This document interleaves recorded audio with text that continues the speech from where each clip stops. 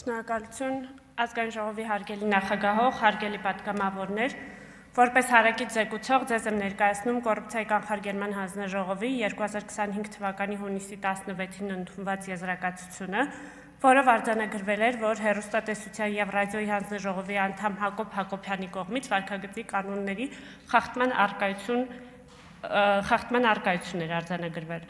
Հարկ է նախ նկատել, որ հանձնաժողովի մասին օրենքի 24-րդ հոդվածով հանձնաժողովը լիազորված է քննելու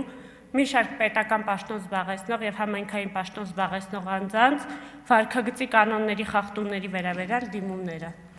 Ըստ այդմ, ստանալով Հակոբ Հակոբյանի կողմից վարքագծի կանոնի առերևույթ խախտման վերաբերյալ ազգային ժողովի Հայաստան խմբակցության նախագահի դիմումը, հանձնաժողովը օրենքով սահմանված կարգով հարուցել է համապատասխան վարույթ, որի արդյունքում ընդունվել է ձեզ ներկայացվող եզրակացությունը։ Եզրակացությունն առնչվում է 2025 թվականի փետրվարի 13-ին հրապարակված առաջին եմ լրատվական կայքին Հակոբ Հակոբյանի կողմից տրված հարցազրույցի ընթացքում վերջինիս հնչեցրած խոսքերին, որոնք հանձնաժողովի կողմից քննարկվել են պետական պաշտոն զբաղեցնող անձանց վարքագծի կանոնագրքի 64-րդ կետի համատեքստում։ Մասնավորապես նշված կետի համաձայն Հայաստանի Հանրապետության օրենսդրությամբ քաղաքական զսպվածության պարտավորություն ունեցող հանրային պաշտոն զբաղեցնող անձը պարտավոր է զերծ մնալ քաղաքական բնույթի հանրային ելույթներ ունենալուց։ Ընդ որում, նշված վարքականոնն ուղղակիորեն բխում է Սահմանադրության 197-րդ հոդվածի պահանջներից, որի 5-րդ մասի համաձայն հեռուստատեսության եւ ռադիոյի հանձնաժողովի անդամները իրենց լիազորությունների իրականացման ժամանակահատվածում չեն կարող լինել որևէ կուսակցության անդամ կամ որևէ այլ կերպ զբաղվել քաղաքական գործունեությամբ, հրապարակային ելույթներում նրանք պարտավոր են ցուցաբերել քաղաքական զսպվածություն։ Եզրակացությամբ հանձնաժողովը քննարկել է նշված հարցազրույցի ընթացքում Հակոբ Հակոբյանի կողմից խոսքի մի քանի հատված, սակայն խախտում արձանագրել է դրանցից միայն մեկով։ Այս համատեքստում հաշվի առնելով ժամանակի սղությունը անհրաժեշտ եմ համարում ելույթում անդրադառնալ նաև պարոն Հակոբյանի կողմից վարույթի շրջանակներում բարձրացված մի քանի հարցերին եւ դրանց շուրջ հանձնաժողովի դիրքորոշմանը։ Մասնավորապես, անհրաժեշտ է անդրադառնալ հարցին, արդյոք ինքնավար պաշտոն զբաղեցնող անձը քաղաքական չեզոքություն եւ զսպվածություն դրսեւորելու պարտականություն կրում է լիազորություններն իրականացնելիս, թե իր պաշտոնավարման ամբողջ ժամանակահատվածում։ Վարույթի շրջանակներում այս հարցի կարևորությունը պայմանավորված է եղել նաև այն հանգամանքով, որ հարցազրույցին Հակոբ Հակոբյանը հանդես չի եկել ի պաշտոնե եւ հարցազրույցավարի կողմից ներկայացվել է որպես բանաստեղծ, թարգմանիչ, Հայաստանի մշակույթի նախկին նախարար։ Այս տեսանկյունից հանձնաժողովը կարևորում է այն հանգամանքը, որ քաղաքական զսպվածության պարտականությունը սահմանելիս Սահմանադրությամբ գործածվել է լիազորությունների իրականացման ժամանակահատվածում եզրույթը։ Ի համեմատություն այս դրույթի, Սահմանադրությամբ խոսքը եթե գնում է հենց կոնկրետ լիազորություններն իրականացնելու պահի մասին, կիրառվում է լիազորություններն իրականացնելիս արտահայտությունը։ Ըստ այդմ Սահմանադրության այլ դրույթների ուսումնասիրության եւ կիրառվող եզրույթների համեմատական վերլուծության արդյունքում հանձնաժողովը արձանագրել է, որ այստեղ ժամանակահատված բառի կիրառումը վկայում է այն մասին, որ խոսքը պաշտոնավարման ամբողջ ընթացքի մասին է։ Նմանապես վարքագծի կանոնագրքով եւս 64-րդ կանոնով դրա կիրառման ժամանակային սահմանափակում չի նախատեսվել։ Կարծում ենք, որ նման մոտեցումը արդարացված է, քանի որ անկախ այն հանգամանքից պաշտոնատար անձը ելույթի ընթացքում ներկայանում է իր պաշտոնով թե ոչ, հանրային ընկալման տեսանկյունից խնդրահարույց է անկախ պետական մարմնի անդամի կողմից քաղաքական բնույթի ելույթներով եւ խոսքով հանդես գալը, հաշվի առնելով, որ այս մարմինների դեպքում առաջնային նշանակություն ունի քաղաքական իշխանություններից նրանց անկախությունը, տարանջատվածությունը եւ կառույցի քաղաքական չեզոքությունը։ Ըստ այդմ վարքագծի կանոնագրքի 64-րդ կետը կիրառելի է հարցազրույցի ընթացքում Հակոբ Հակոբյանի դրսևորած վարքագծի նկատմամբ,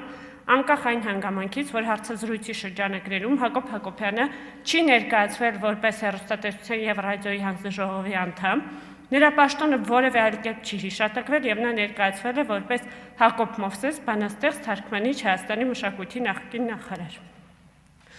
Հաջորդիվ անհրաժեշտ եմ համարում անդրադառնալ այն չափանիշներին, որոնց հիման վրա հանձնաժողովը կատարել է պարոն Հակոբյանի խոսքի գնահատումը։ Այս առումով հարկ է ընդգծել, որ խոսքային բնույթի արարքների քննության ընթացքում հանձնաժողովը մշտապես հիմնվում է մարդու իրավունքի իրավունքների եվրոպական դատարանի վերաբերելի նախադեպային իրավունքի վրա, ձգտելով բալանսավորել բարևարկության երաշխավորման և կարծիքի արտահայտման ազատության պաշտպանության շահերը։ Ըստ այդմ, տվյալ պարագայում ևս հանձնաժողովը դիտարկել է եվրոպական դատարանի նախադեպային իրավունքը կապված քաղաքական զսպվածության կամ քաղաքական չեզոքության պարտականություն ունեցող պաշտոնատար անձանց կողմից քաղաքական բնույթի հայտարարությունների կատարման հետ։ Մասնավորապես, Եվրոպական դատարանը արձանագրել է, որ որոշ կատեգորիայի պաշտոնյաների և ծառայողների դեպքում քաղաքական չեզոքությունը պահպանելուն ուղղված միջոցները կարող են սկզբունքորեն իրավաչափ և համաչափ համարվել։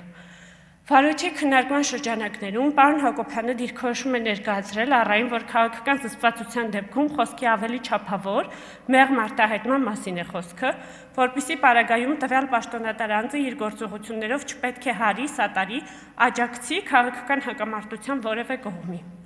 Դիտարկելով նշված պնդումը, Եվրոպական դատարանի նախադեպային իրավունքից բխող չափանիշների, սահմանադրության և վարքագծի կանոնագրքի կարգավորումների համատեքստում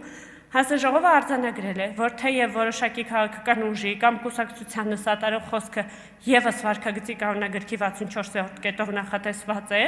որպես խախտում, այնուամենայնիվ նշված կետով նախատեսված սահմանափակումների շրջանակը շատ ավելի լայն է։ Այսպես, վարքագծի կանոնագրքի 64-րդ կետով գործածվում է քաղաքական բնույթի հանրային ելույթներ ունենալու ձեռք մնալ արտահայտությունը, որը կարծում ենք ավելի լայն է և ներառում է ինչպես քաղաքական կուսակցության օգտին, այնպես էլ դեմ ելույթներ ունենալու պարտականությունը, ինչպես նաև տվյալ հանրային իշխանության մարմնի լիազորությունների շրջանակին չառնչվող ոլորտում բարեփոխումների կամ նրանց դեմ ուղղված քաղաքական շարժումների վերաբերյալ աջակցող կամ քննադատական խոսքը և այլն։ Վերագրյալի համատեքստում քննարկելով հարցազրույցի ընթացքում Հակոբ Հակոբյանի հնչեցրած խոսքը, հանձնաժողովը նախ կարևորել է, որ այն պետք է տարանջատել երկու հատվածի՝ պատմական իրողությունների վերաբերյալ խոսք և կուսակցության ներկայիս գործունեության կամ գաղափարախոսության վերաբերյալ խոսք։ Մարդու իրավունքների Եվրոպական դատարանի նախադեպային փորձի ուսումնասիրությամբ հանձնաժողովը արձանագրել է, որ պատմական ճշմարտության փնտրտուքն արտահայտման ազատության կարևոր մասն է, հատկապես եթե խոսքը գնում է ծանր պատմական իրողությունների վերաբերյալ պատմական ճշմարտության մասին։ Ըստ այդմ եզրակացությամբ արձանագրել ենք, որ Հակոբ Հակոբյանի կողմից քննարկված պատմական իրողությունները կամ գնահատականները կապված հայ ժողովրդի պատմության ընթացքում հայ հեղափոխական դաշնակցության կուսակցության դերի հետ վերաբերում են ազգային մտածողության, գաղափարախոսության մոտեցումներին, որոնք ըստ պարոն Հակոբյանի հանգեցրել են հայ ժողովրդի համար կործանարար հետևանքների։ Այսպես, Հակոբ Հակոբյանը խոսել է դաշնակցության գաղափարախոսության վտանգների մասին, նշել է, որ մենք ուղղակի բնաջնջվեցինք, միաժամանակ նշել է նաև, որ նշված գաղափարախոսությունը ձևավորվել էր տվյալ ժամանակաշրջանի իրադարձությունները հաշվի առնելով կամ դրանցով պայմանավորված և ըստ այդմ տվյալ շրջանին համապատասխան կամ անհրաժեշտ է համարել։ Հանձնաժողովը գտել է, որ քաղաքական ելույթներով հանդես գալու ձեռք մնալու արգելքը և քաղաքական զսպվածություն դրսևորելու պարտականությունը չեն կարող մեկնաբանվել այնպես, որ բացառեն հանրային պաշտոն զբաղեցնող անձանց կողմից պատմական իրողությունների վերաբերյալ հրապարակային դատողությունների կատարման հնարավորությունը, հատկապես այն դեպքում, երբ խոսքը գնում է գոյաբանական հարցերի կամ ազգային ինքնության համար կարևոր նշանակություն ունեցող այլ հարցերի մասին։ Միաժամանակ հանձնաժողովը կարևորել է այն հանգամանքը, որ Հակոբ Հակոբյանի խոսքը չի սահմանափակվել պատմական իրողությունների քննարկմամբ կամ դրանց վերաբերյալ գնահատականներ տալով։ Պարոն Հակոբյանը ըստ էության պատմական իրողությունների վերաբերյալ դատողությունների հետ մեկտեղ անդրադարձել է նաև հայ հեղափոխական դաշնակցության կուսակցության ներկայիս գործունեությանը, քննադատելով այն և նշելով, որ կուսակցությունը պետք է փոխի իր ազգային ամբողջ գաղափարախոսությունը, այն կոչելով հայ ժողովրդի համար այսօր շատ վտանգավոր գաղափարախոսություն, ցանկություն արտահայտելով, որ կուսակցությունը վերածնի իր այսօրվա խնդիրներով, այսօր իր կարգախոսների, դևիզների և քաղաքականությունների մեջ մտցնել փորձելու փոխարեն։ Հանձնաժողովը գտել է, որ Հակոբ Հակոբյանը իր խոսքով մեկնաբանել և քննադատել է կուսակցության գործունեությունը ու գաղափարախոսությունը, այդ թվում կուսակցության գաղափարախոսությունը կոչելով հայ ժողովրդի համար շատ վտանգավոր, ինչը հանձնաժողովի գնահատմամբ կարող է խիստ քննադատություն համարվել։ Հանձնաժողովը արձանագրել է, որ քաղաքական կուսակցության ուղղակի անվանակոչմամբ դրա գործունեությունը կամ գաղափարախոսությունը քննադատող հրապարակային խոսքը ելույթին, տվյալ դեպքում հարցազրույցին, հաղորդում է քաղաքական բնույթ, անկախ այն հանգամանքից, որ այն ներառել է նաև պատմական իրադարձությունների գնահատական։ Ամբողջ վերոգրյալից ելնելով հանձնաժողովը արձանագրել է, որ Հակոբ Հակոբյանի խոսքը այնքանով, որքանով այն պարունակում է քաղաքական կուսակցության ներկա գործունեության եւ գաղափարախոսության քննադատություն, հանգեցրել է վարքագծի կանոնագրքի 64-րդ կետի խախտման։ Շնորհակալություն։ Հավանիչ տեսանյութը եւ բաժանորդագրվիչ նորությունները բաց չթողնելու համար